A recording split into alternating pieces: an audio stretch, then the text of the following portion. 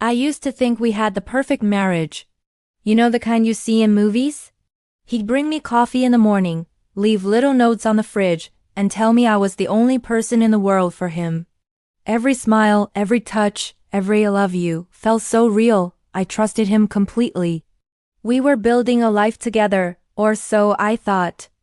I was living in a beautiful, carefully constructed bubble, and I had no idea it was about to burst.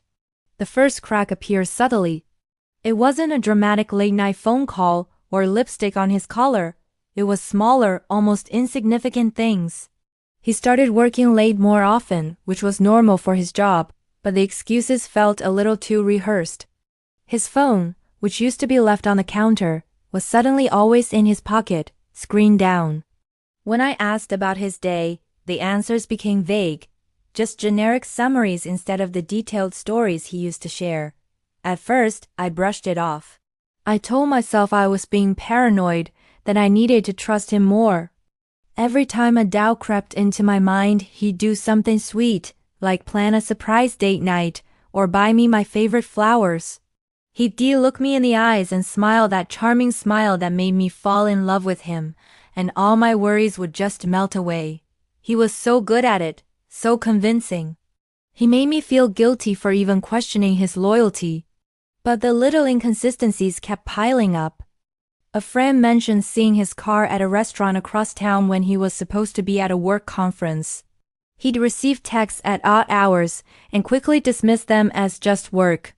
The financial statements showed expenses for fancy dinners and gifts I never received.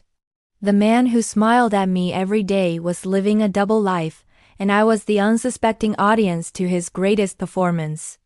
The truth was hiding in plain sight, but I was too blinded by love to see it. The breaking point came one Tuesday afternoon. I was looking for a document in his briefcase and found a second phone. My heart sank. With trembling hands, I unlocked it.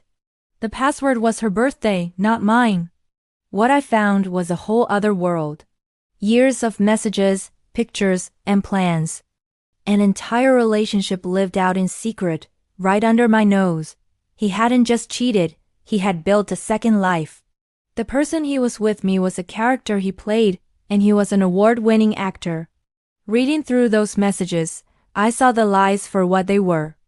The late nights at the office were romantic dinners with her. The business trips were weekend getaways. Every smile he gave me felt like a betrayal. Every I love you now echoed with deceit. He was smiling at me, thinking I was a fool, thinking I would never find out. He underestimated my strength.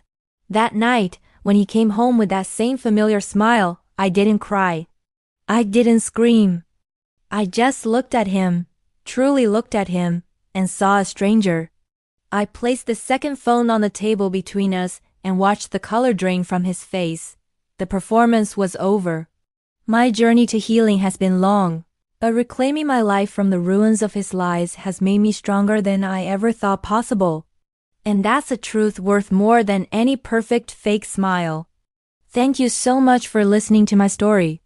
If you've been through something similar, know that you are not alone and you have the strength to rebuild. Don't forget to like this video and subscribe for more stories. See you next time.